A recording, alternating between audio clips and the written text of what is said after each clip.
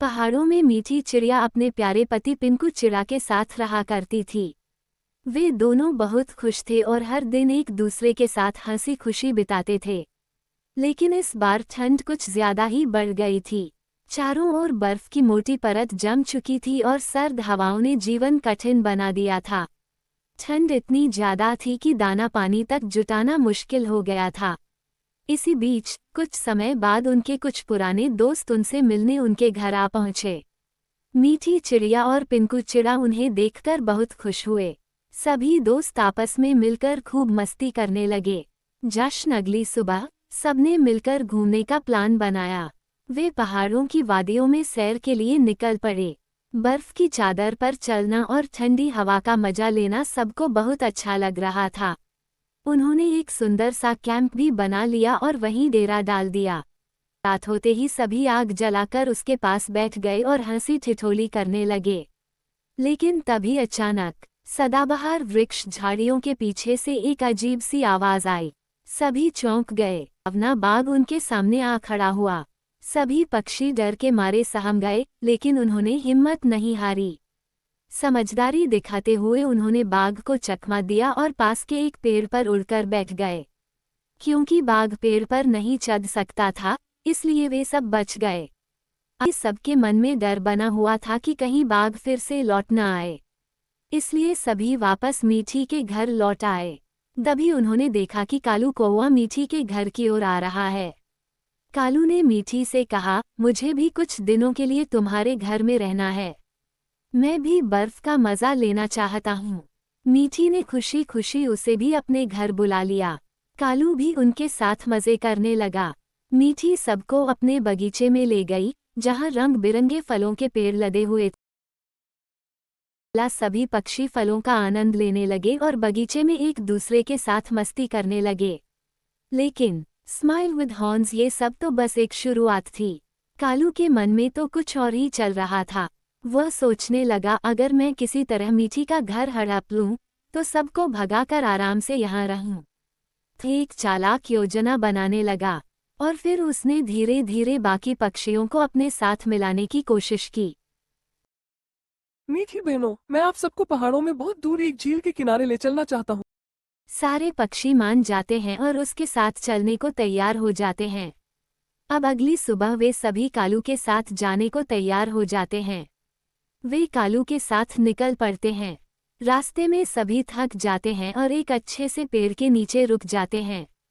थोड़ी देर बैठने के बाद कुछ पक्षी कालू से पूछते हैं, अब क्यों कालू, अभी और कितनी दूर जाना है? मैं तो बहुत थक गई हूँ। अच्छा होगा अगर तुम सब चली जाओ। मैं तो अब वापस घर जा रही हूँ।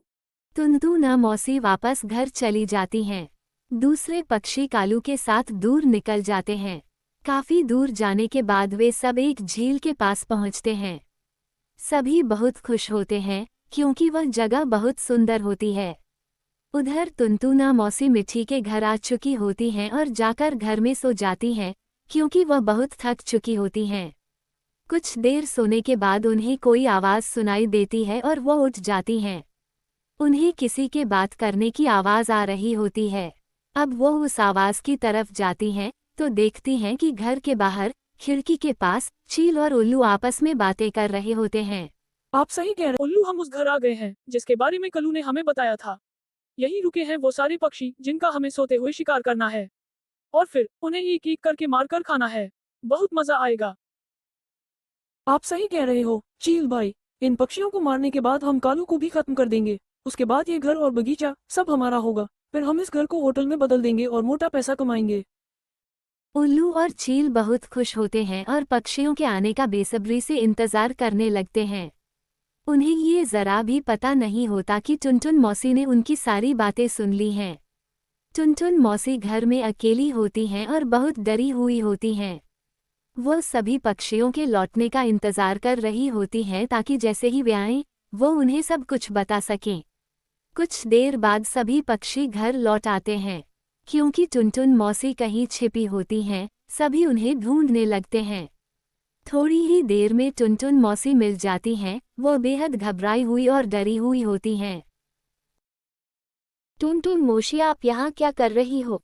और आप इतनी डरी हुई क्यों हो? सब ठीक है? चील और उल्लू दोनों रात में हमें मारने की साजिश रच रहे हैं। वो हमारे घर के पीछे बगीचे में ही छिपे बैठे हैं और बस रात होने का इंतजार कर रहे हैं। उन्हें कालू ने हमें मारने का हुक्म दिया है ताकि वो लोग मीठी तुम्हारा घर हड़प सकें और वहाँ एक होटल बनाकर मोटा पैसा कमा सकें। लेकिन कालू ये नहीं जानता कि जिस दिन उसका काम पूरा हो जाएगा उसी दिन ये चील और उल्लू कालू को भी मार देंगे और उसका सब कुछ भी हथिया लेंगे। जब कालू को सारी बात का पता चलता है तो उसे बहुत शर्म आती है कि वो कितनी बड़ी गलती करने जा रहा था। अब वे सभी सोचते हैं कि उल्लू और चील से कैसे बदला लिया जाए। कालू कहता है, जब सारी गलती मेरी ही थी तो अब उसे सुधारना भी मैं ही चाहूंगा। वह चील के पास जाता है और कहता है, आज रात तुम दोनों हमारे घर आ जाना, फिर हम मिलकर सबको खत्म कर देंगे। जैसा तय हुआ था, रात को चील और उल्लू घर में आ जाते हैं। लेकिन वहां पहुंचते ही बाकी सभी पक्षी मिलकर चील और उल्लू को मार देते हैं। इस तरह सब पक्षी खुश होकर एक साथ रहने लगते हैं। अगले दिन सभी पक्षी अपने अपने घर लौट जाते हैं।